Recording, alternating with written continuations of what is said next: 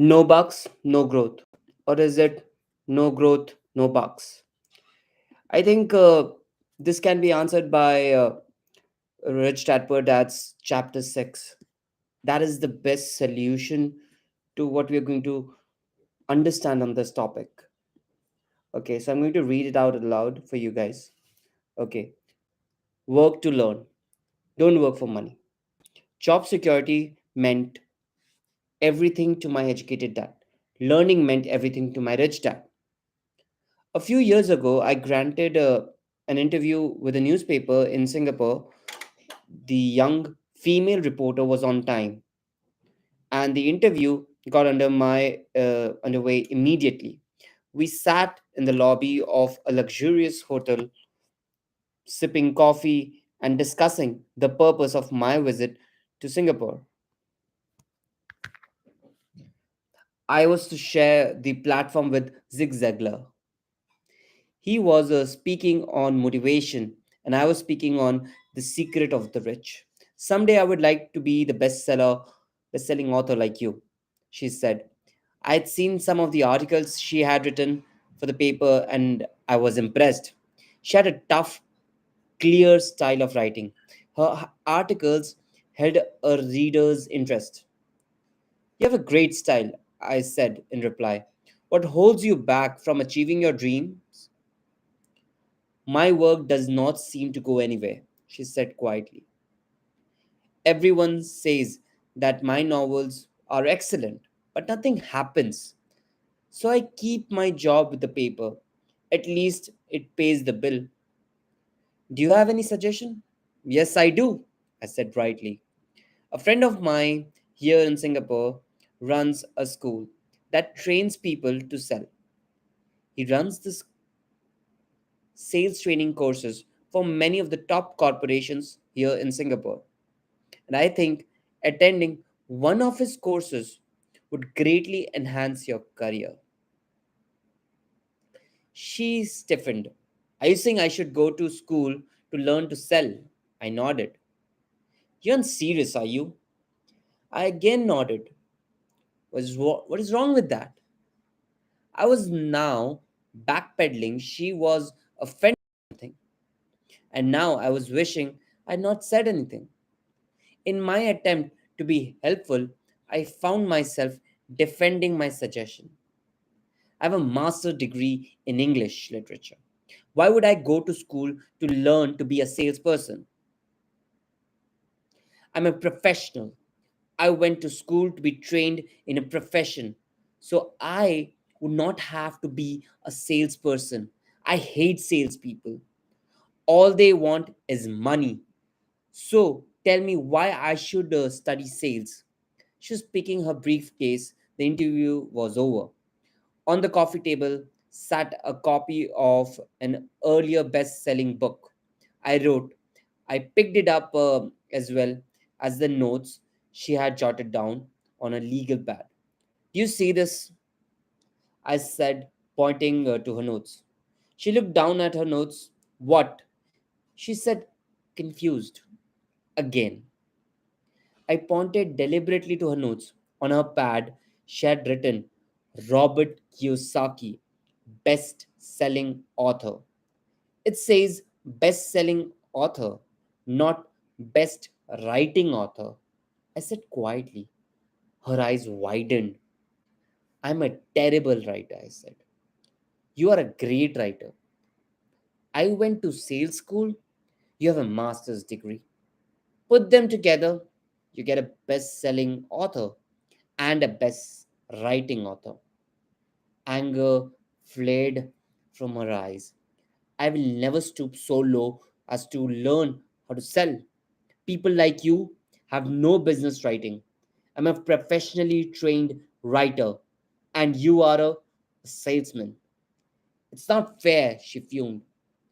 She put the rest of her notes away and hurried out through the large glass door into the humid Singapore morning.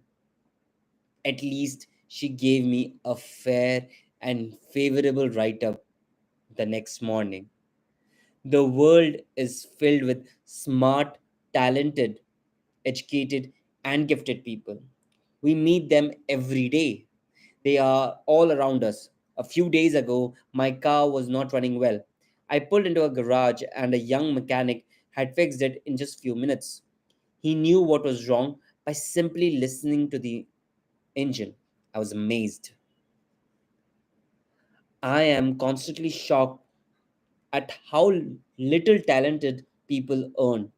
I have met brilliant, highly educated people who earn less than $20,000 a year. A business consultant who specializes in the medical trade was telling me how many doctors, dentists, and chiropractor struggle financially. All this time, I thought, then why they graduated? The dollars would pour in. It was this business consultant who gave me the phrase. They are one skill away from great wealth. What this phrase means is that most people need only to learn and master one more skill, and their income would jump exponentially. I mentioned that before, that financial intelligence is a synergy of accounting, investing, marketing, and law. Combine these four technical skills and make money with money is easier than most people would believe. And making money with money is easier than most people will believe. When it comes to money, the only skills most people know is to work hard.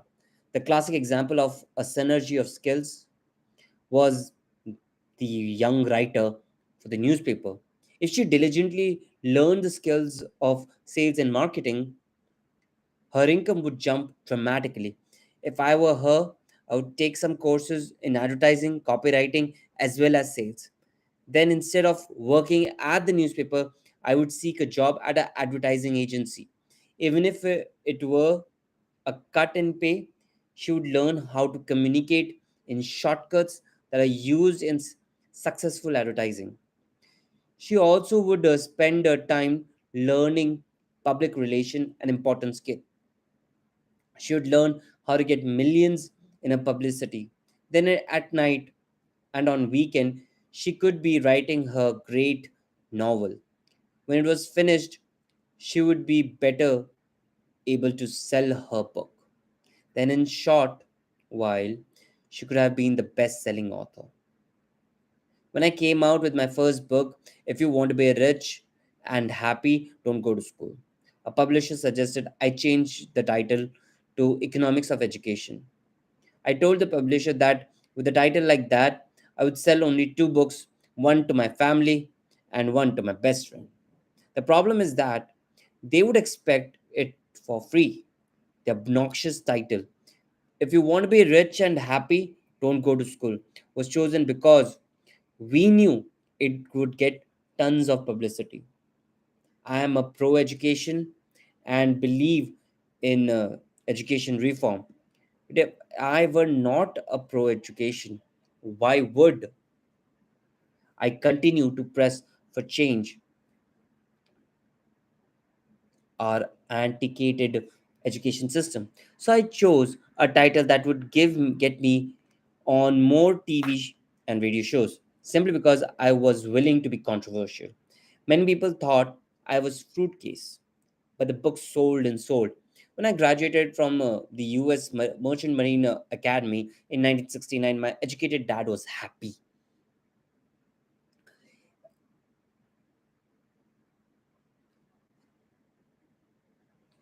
Standard Oil of California had hired me for its oil tanker fleet as a third mate. The pay was low compared with my classmates, but it was okay. For the first real job after school, my starting pay was about $42,000 a year, including overtime. If And I only had to work for 7 months. I had 5 months of vacation if I wanted to. I could have taken the run to Vietnam with a subsidiary shipping company and easily doubled my pay instead of taking 5 months of vacation. I had a great career ahead of me, yet I resigned after 6 months with a company and joined the Marine Corps to learn how to fly. My educated dad was devastated. Rich dad congratulated me. In school and in the workplace, the popular opinion is the idea of specialization. That is, in order to make money, more money, or get promoted, you need to specialize. That is why medical doctors immediately begin to seek a specialty such as orthopedics or pediatrics. The same is true for accountants, architects, lawyers, pilots, and others. My educated dad believed in the same dogma. That's why he was thrilled when he eventually achieved his doctorate. He often admitted that schools reward people who study more and more about less and less. Rich Dad encouraged me to do the exactly the opposite. You want to know a little about a lot was his suggestion. That is why for years I worked in different areas of his company. For a while, I worked in his accounting departments. Although I would probably never have been an accountant, he wanted me to learn via osmosis.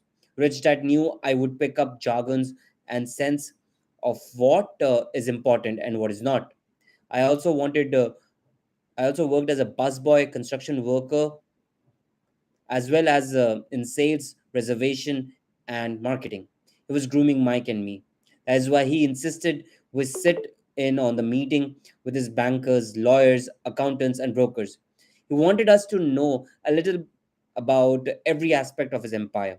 When I quit my high paying job with the Standard Oil, my educated dad had a heart to heart talk with me. He was bewildered. He could not understand my decision to resign from a career that offered a high pay, great benefits, lots of time off, and opportunity for promotion.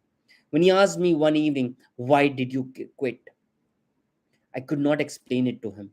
Though I tried hard to, my logic did not fit his logic. The big problem was that my logic was my rich dad's logic. Job security meant everything to my educated dad. Learning meant everything to my rich dad.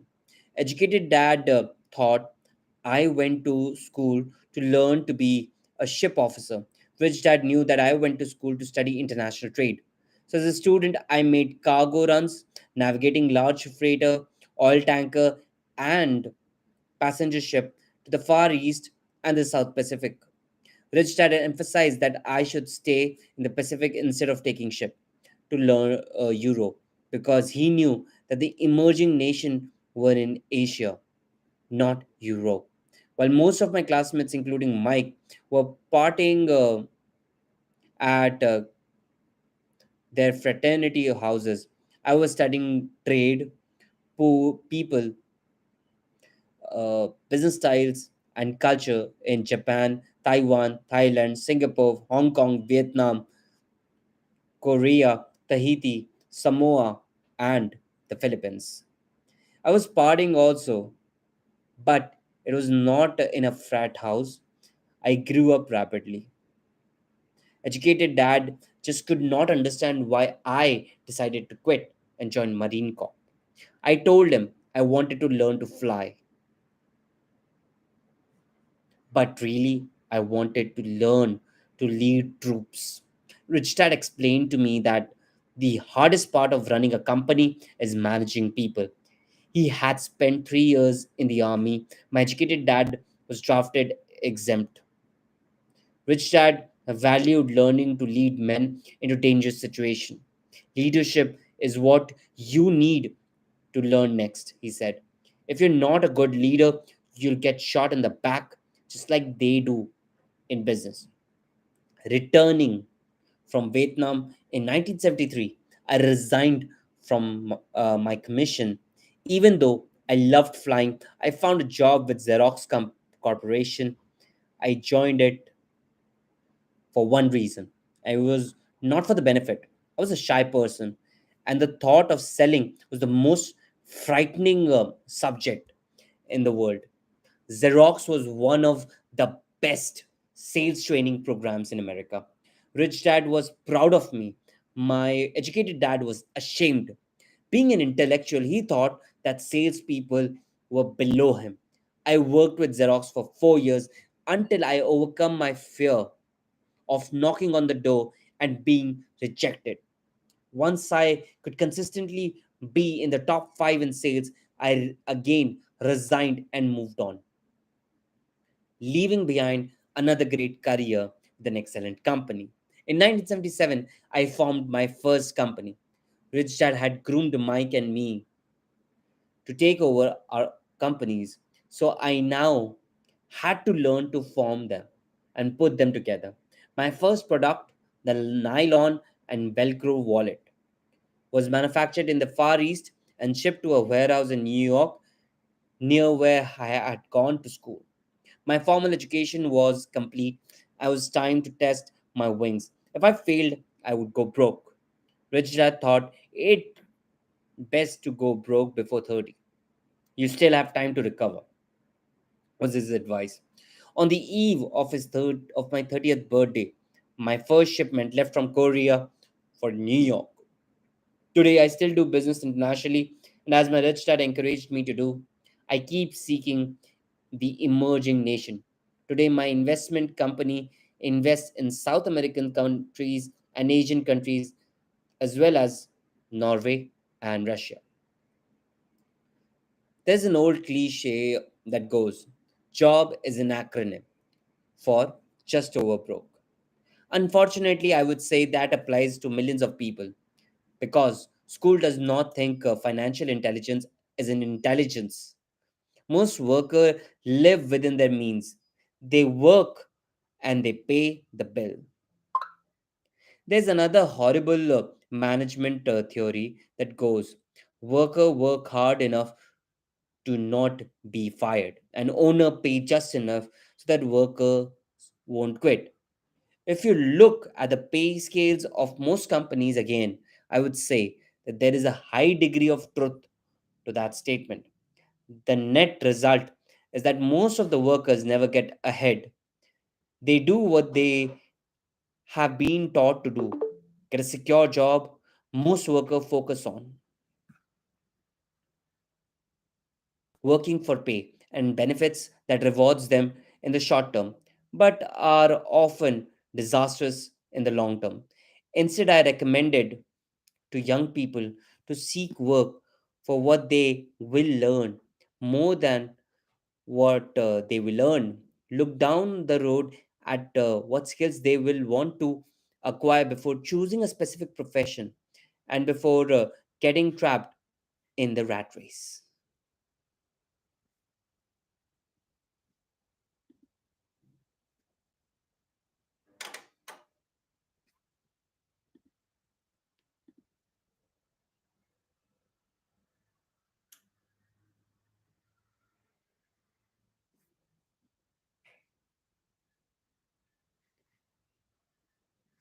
Once people are trapped in the lifelong process of paying bills, they will become like those little hamsters running around in those mental wheels.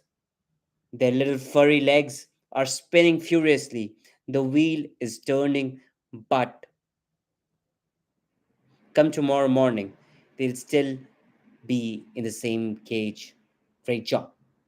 In the movie Jerry Maguire, starring Tom Cruise, there are many great one liners. Probably the most memorable is Show me the money. But there is one line I thought most truthful at from the scene where Tom Cruise is leaving the firm.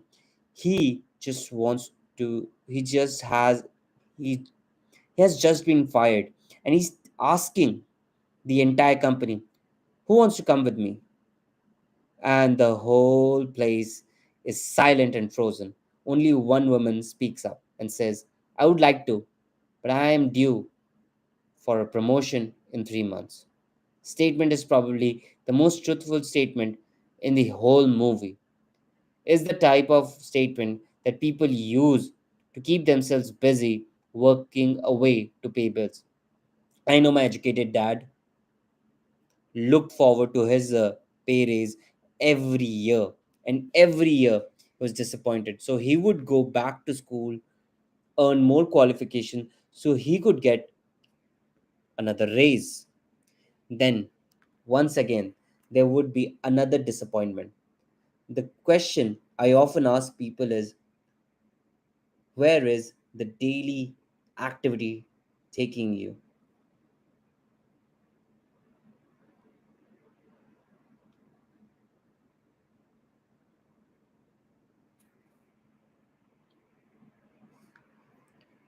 Just like the little hamster, I wonder if people look at where their hard work is taking them. What does the future holds? In this book, Retirement Myth, Craig S. Carpel writes, I visited the headquarters of a major national pension consulting firm and met with a managing director who specializes in designing lush retirement plans for top management. When I asked her what people who don't have corner office will be able to expect in the way of pension income, she said with a confident smile, the silver bullet.